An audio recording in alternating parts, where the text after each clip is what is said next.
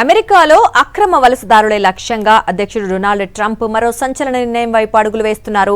దేశంలో నివసిస్తోన్న అక్రమ వలసదారులకు అందుతోన్న ఉచిత ఆరోగ్య సేవలు, ప్రభుత్వ గృహ వసతి పథకాలపై భారీగా కోత విధించేందుకు ట్రంప్ యంత్రాంగం సరికొత్త ప్రతిపాదనలు సిద్ధం చేసింది.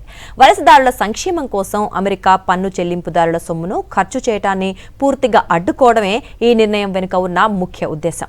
ట్రంప్ తీసుకుంటున్న ఈ కఠిన నిర్ణయాలు ఎలాంటి పరిణామాలకు దారి తీయబోతున్నాయి? దీనికి సంబంధించిన పూర్తి వివరాలు ఇప్పుడు చూద్దాం. అమెరికాలో శరణార్థులు, అక్రమ వలసదారులకు లభిస్తున్న సామాజిక భద్రతా ప్రయోజనాలకు చెక్ పెట్టేందుకు ట్రంప్ ప్రభుత్వం వేగంగా కదులుతుంది. ముఖ్యంగా ఫెడరల్ నిధులతో నడిచే ఆరోగ్య సంరక్షణ పథకాలు, అత్యవసర వైద్య సేవలు మరియు సబ్సిడీ గృహ వసతి పథకాల నుంచి అక్రమ వలసదారులను పూర్తిగా మినహాయించాలి అని వైట్ హౌస్ బడ్జెట్ అధికారులు ప్లాన్ చేస్తున్నారు.